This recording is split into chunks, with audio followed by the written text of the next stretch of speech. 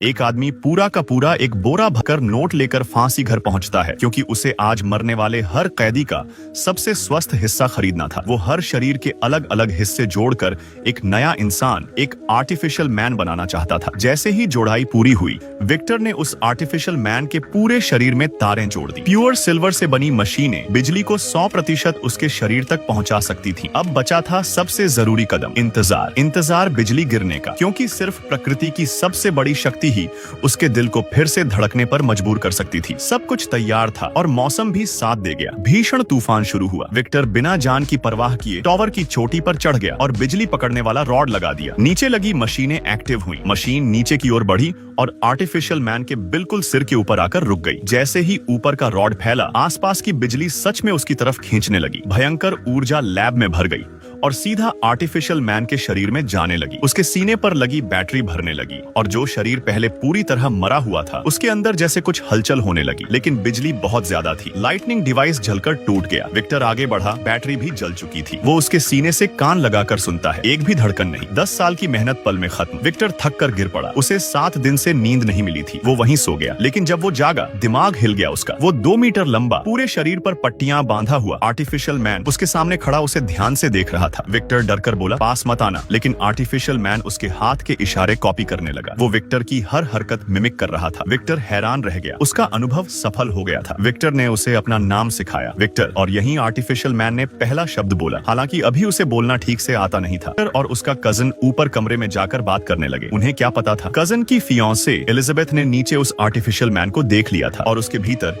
एक अजीब सा आकर्षण पैदा हो गया था। रात को एलिजाबेथ चुपके से अंडरग्राउंड लैब में पहुंची। वो उसके शरीर के हर हिस्से को बड़े गौर से देखने लगी। एलिजाबेथ बचपन से कीड़े मकोड़े और अजीब जीवों की दीवानी थी और यह 2 मीटर का रहस्यमयी शरीर उसके लिए बेहद दिलचस्प था। एलिजाबेथ ने उसे थोड़ा सिखाया और आर्टिफिशियल मैन ने दूसरा शब्द भी बोलना सीख लिया। लेकिन जब एलिजाबेथ बाहर निकली, विक्टर ने उसे देख लिया। विक्टर को हल्की सी जलन हुई, क्योंकि वो खुद एलिजाबेथ को पसंद करता था। लेकिन एलिजाबेथ ने कभी उसे स्वीकार नहीं किया। अब तो हालत ये थी कि वो अपने ही बनाए मॉन्स्टर से भी हार रहा था। विक्टर ने गुस्से में कहा, क्या मैं इस मॉन्स्टर से भी घटिया हूँ? एलिजाबेथ हंस पड़ी। मॉन्स्टर तो तुम हो विक्टर। उसका दिल साफ है, लेकिन तुम्हारा अंदर से सड़ चुका है। विक्टर गुस्से से भर उठा। वो नीचे गया और लोहा लेकर आर्टिफिशियल मैन को मारने लगा। लेकिन कुछ ही वारों के बाद आर्टिफिशियल मैन सहन नहीं कर पाया। उसने लोहे की रॉड को पकड़कर एक झटके में मोड़ दिया। विक्टर पहली बार समझ गया कि उसने कितना खतरनाक जीव पैदा किया है। उसने एलिजाबेथ और कजन को भेज दिया और फैसला किया, इस फेल्ड एक्सपेरिमेंट को खत्म कर देगा। उसने लैब में पेट्रोल फैलाया और अंडरग्राउंड गया। वो बोला, अगर तुम विक्टर के अलावा एक और शब्द बोल दोगे तो साबित होगा कि तुम कोई मॉन्स्टर नहीं हो। आर्टिफिशियल मैन ने वही शब्द दोहराया और विक्टर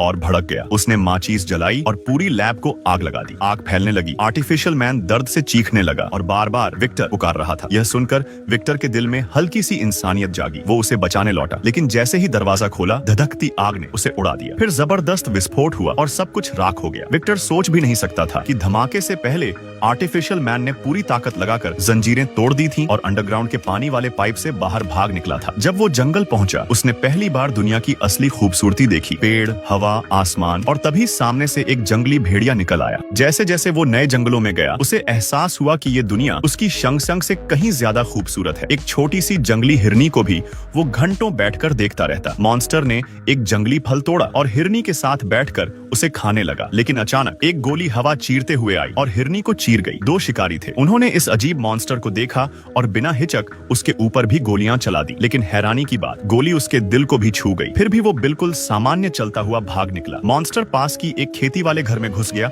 और अस्तबल में छिप गया। उसकी समझ सिर्फ 3 साल के बच्चे जितनी थी। उसे नहीं पता था कि ये जगह क्या है, पर उसे लगा कि कम से कम बारिश से बच सकता है। घर के मालिक वापस आए और मॉन्स्टर दंग रह गया। वो वही 2 शिकारी थे जिन्होंने उसे मारा था। बारिश ने मॉन्स्टर के खून के सारे निशान मिटा दिए थे, इसलिए उन्हें पता नहीं चला कि वो पास ही छिपा है। मॉन्स्टर निकलना चाहता था, लेकिन तभी उसने इस घर के बूढ़े दादाजी को देखा और रुक गया। दादाजी रोज अपनी पोती को पढ़ना लिखना सिखाते थे और मॉन्स्टर दीवार के पीछे चुपचाप बैठकर उनकी भाषा सीखने लगा। धीरे धीरे उसके अंदर इच्छा जागी। वो भी इस परिवार का हिस्सा बनना चाहता था, उनकी मदद करना चाहता था। एक रात वो चुपके से अपनी ताकत का इस्तेमाल करके सर्दियों के लिए लकड़ियों का बड़ा ढेर काट लाया। दादाजी ने सुबह लकड़ियां देखी तो खुश होकर बोले, ये तो जंगल का देवता होगा। मॉन्स्टर ने अपना सिर छुआ। वो शब्द उसे समझ भी नहीं आया, पर ये उसका नया नाम बन गया, जंगल का देवता। परिवार उसके लिए रोटी, कपड़े, छोटी छोटी चीजें दरवाजे पर छोड़ देता और मॉन्स्टर रातों को उनकी रक्षा करता रहा। सब कुछ ठीक चल रहा था जब तक एक रात मॉन्स्टर गलती से दादाजी के सामने आ नहीं गया। लेकिन हैरानी ये, दादाजी बिल्कुल नहीं डरे, क्योंकि वो अंधे थे और पहले ही महसूस कर चुके थे कि अस्तबल में कोई अच्छा सा जीव रहता है। उन्होंने मॉन्स्टर का चेहरा छुआ। वो पूरा जख्मों से भरा हुआ था। ऐसा कोई इंसान दुनिया में नहीं था। दादाजी को दया आई। उन्होंने मॉन्स्टर को घर में रहने का निमंत्रण दिया